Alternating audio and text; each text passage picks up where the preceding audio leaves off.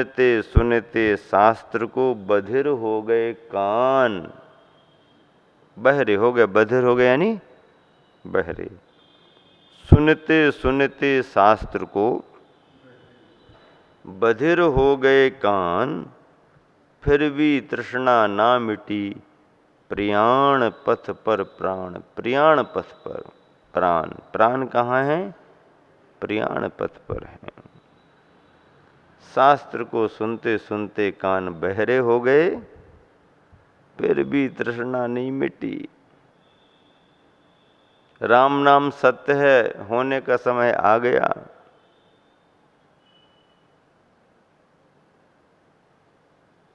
फिर भी संस्कार टूट नहीं पा रहा। मन मरो माया मरी, मर मर जाए शरीर। क्या कहते हैं? मन मरो माया मरी, मर मर जाए शरीर, तो भी तृष्णा ना मिटी, कह गए दास कबीर। कह गए कबीर। कबीर क्या, सभी फकीर तो कह रहे हैं। मन गया माया गई, शरीर बार बार मर रहा है। मन मिटा माया मिटी, मन मरा माया मरी, मर मर जाए शरीर, तो भी तृष्णा ना घटी, कह गए दास कबीर। यहां गुरुदेव भाव रख रहे हैं दोहे में, सुनते सुनते शास्त्र को बधिर हो गए कान। कान कैसे हो गए? सुनाई नहीं पड़ रहा हो, सुनाई नहीं पड़ रहा हो। जब सुनाई पड़ रहा हो तो तब क्या कर रहे थे? तब ख्याल नहीं दिया। अब जब सुनने का वक्त है, मन हो रहा, तो सुनाई नहीं पड़ रहा। कहते ना कि स्टेशन पर गए और गाड़ी छूट गई, वापस आ जाओ बैरंग, लौट आओ। अरे जब समय था तब चेतना नहीं जागी, और जब चेतना जागने का समय आया तो शरीर शिथिल हो गया। अब कुछ करने की स्थिति नहीं।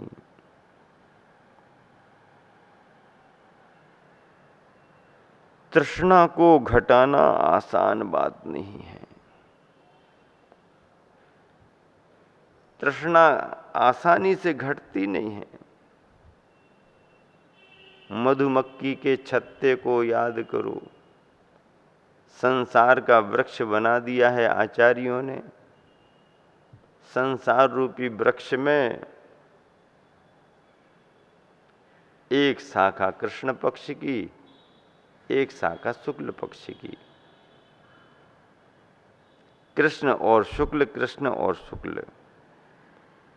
और उन दोनों शाखाओं के लिए एक काला चूहा, एक सफेद चूहा कुतर कुतर कुतर कुतर कुतर कुतर करके काट रहा है।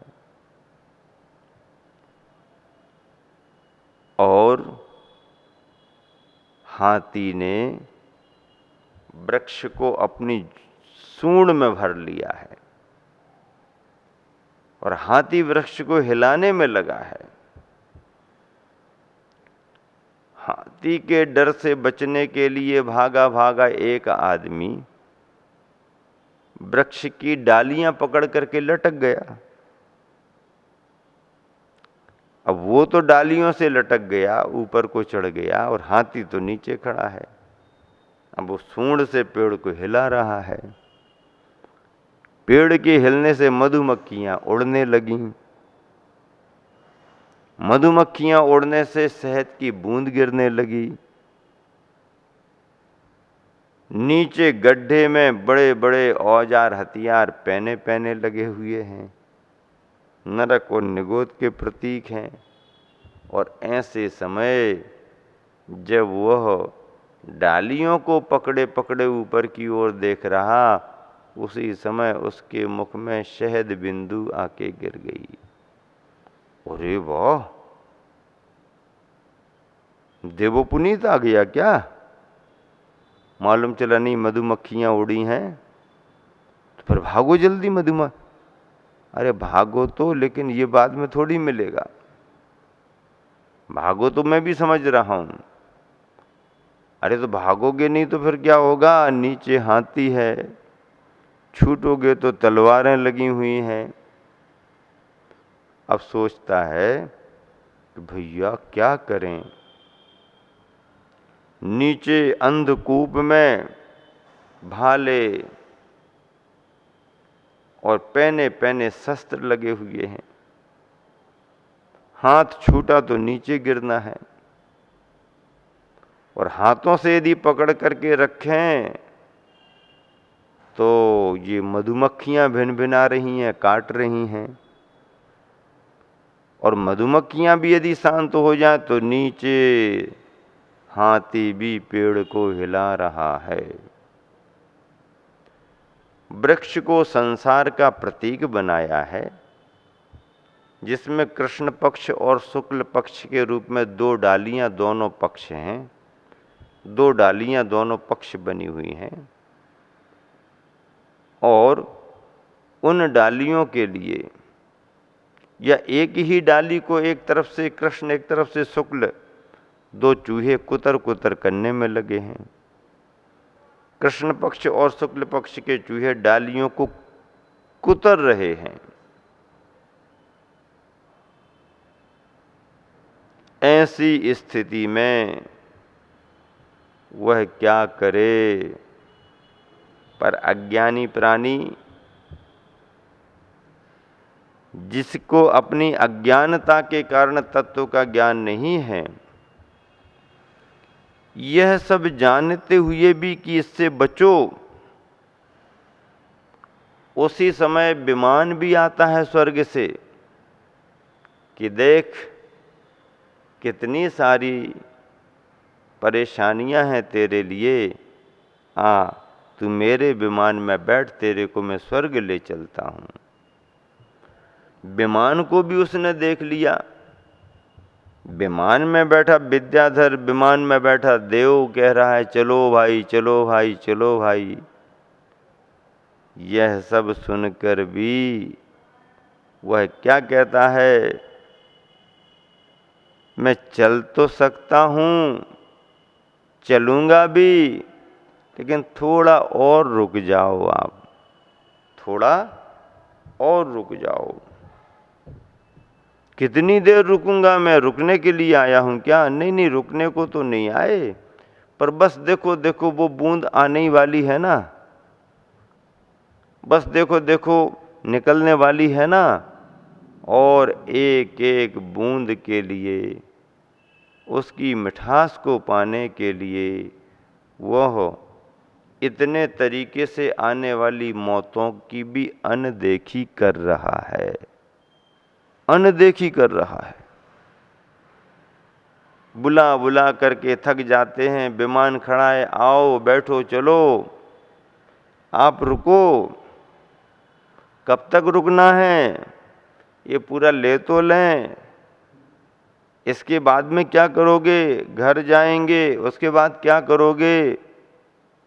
परिवार है क्या? परिवार तो है, बच्चे भी हैं, फिर क्या करोगे? जब बच्चे हैं तो वो अपना देखेंगे, नहीं अभी बच्चों की शादियां करनी है, आप फिर से आ जाना। और देखो आ तो जाना, लेकिन बिन बताए नहीं आना, पहले सूचना दे देना, मना कर दें तो नहीं आना। फिर से आए? कौन आता है फिर से? अभी तो बच्चों की शादियां करनी है, चलो वापस चला गया। समय बिता करके आया, क्यों हो गई बच्चों की शादियां? तैयार हो? हम मैं तो तैयार हूं, पर ये नाती पोते पकड़ करके रखे हुए हैं। अब ये भी तो छोटे छोटे हैं ना, इनका भी तो ध्यान रखना पड़ेगा, और नाती पोतों को बड़ा करना और उनके शादी विवाह करना भी तो हमारी जवाबदारी है। लो अब और जवाबदारी आ गई, मतलब उनके माता पिता की कोई जवाबदारी नहीं, ठीक है। अब नाती पोतों की भी शादियां हो गई तो क्या कहता है, अब जरा और भी तो देख लूं, क्या कैसे रिश्ते बनते हैं, क्या कैसे परिवार बढ़ता है। और ऐसा करते करते करते करते वह अज्ञानी प्राणी अपना कीमती समय गंवा देता है, खो देता, अवसर को चूक जाता है, उसके हाथ कुछ नहीं लगता है। ऐसे अज्ञानी प्राणियों की दशा निरंतर संसार में भटकाने वाली है। इस अज्ञानता से बचने का उपाय सत्संगति करो, स्वाध्याय करो और संयम का पालन करो। सत्संगति, स्वाध्याय और संयम का पालन, क्योंकि ज्ञान का फल संयम आने के रूप में है और संयम का संस्कार सत्संगति से प्राप्त होता है। इसलिए आचार्य परमेष्ठी बार बार कहते हैं कि जीवन में संयम का पालन करो, व्यर्थ ही समय को बर्बाद मत करो। और यदि तुमने अज्ञानता में, आलसपने में इस कीमती पर्याय को गंवा दिया, मनुष्य भव को गंवा दिया, तो पुनः दोबारा फिर कब मिलेगा कोई पता नहीं। जैसे समुद्र के अपार जल राशि के अंदर मणि चली जाए, कीमती रत्न चला जाए, फिर उस समुद्र की गहराई से उसे पुनः निकालना कठिन होता है। ऐसे ही एक बार मनुष्य की पर्याय निकल गई तो फिर दोबारा पाना बहुत मुश्किल होता है, मुश्किल, अति मुश्किल होता है। दोबारा पाना आसान बात नहीं है। इस तरह से यह विचार सूत्र आप सभी को प्रतिदिन दिए जा रहे हैं। सागर बूंद समाय जैसी दुर्लभ और मौलिक कृति से यह सभी बोध वाक्य आप सबके सामने रखे जा रहे हैं। इन बोध वाक्यों का रसपान आप करें, इन बोध वाक्यों को आप निरंतर सुने समझें, इन बोध वाक्यों को आप अपने स्मरण में लाएं, तो निश्चित मान करके चलिए कि स्वाध्याय का सार आपको इस स्वाध्याय के खंड में ही मिल जाएगा। इसी शुभ भावना से विराम दे रहा हूँ। महावीर भगवान की जय। स्वाध्याय के क्रम में यह जो सिलसिला आपके बीच चल रहा है वह निरंतर जारी रहेगा। दिन, 2 दिन, 4 दिन की बात नहीं समझना, ये लंबे समय तक चलने वाला है। सागर बूंद समय कृति वैसे भी 5 खंडों में समाहित है, कहें 5 अध्याय में, और अभी तो दूसरा खंड स्वाध्याय का चल रहा है। इस स्वाध्याय के खंड में कितने अनमोल हीरे आप सबको मिल रहे हैं। अभी देखिए गुरुवर कह रहे हैं, खदान खोदने से सारे के सारे हीरे ही निकलते, ऐसा नहीं। खदान खोदने से सारे के सारे हीरे ही निकलते हैं, ऐसा नहीं।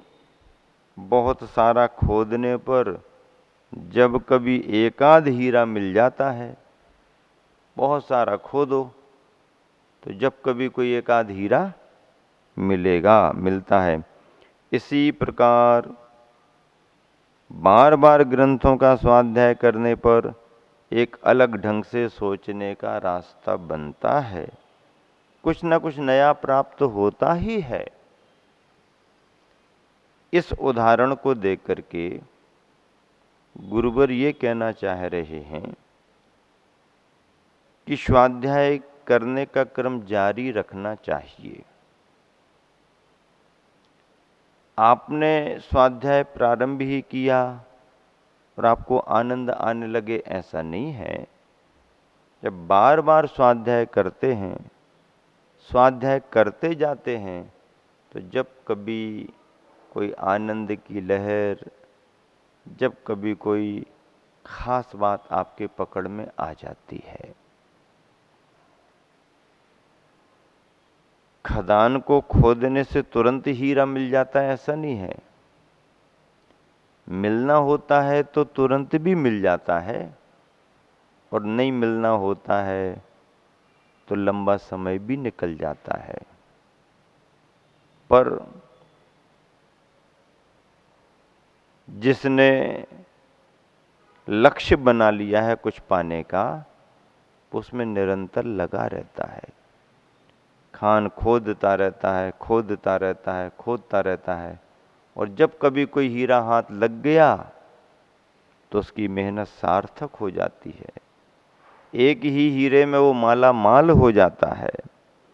इसी प्रकार बार बार ग्रंथों का स्वाध्याय करने पर एक अलग ढंग से सोचने का रास्ता बनता है, कुछ न कुछ प्राप्त होता है। ये पुरुषार्थ की प्रेरणा देने वाला बोध वाक्य है। गुरुवर आचार्य श्री कह रहे हैं कि ग्रंथों का पठन पाठन मात्र ही कल्याणकारी नहीं है। ग्रंथों का पठन पाठन मात्र ही कल्याणकारी नहीं है, क्योंकि वह तो शब्द ज्ञान ही है। ग्रंथों के पठन पाठन में जो स्थिति बनती है वो तो शब्द ज्ञान ही है, जिसे मूढ़ अज्ञजन भी पढ़ सकते हैं, जिसे मूढ़ अज्ञजन भी कर सकते हैं। पठन पाठन में क्या है, किंतु शब्दों से अर्थ, किंतु पढ़े गए उन शब्दों से अर्थ तथा अर्थ से परमार्थ की ओर हमारे ज्ञान की यात्रा होनी चाहिए।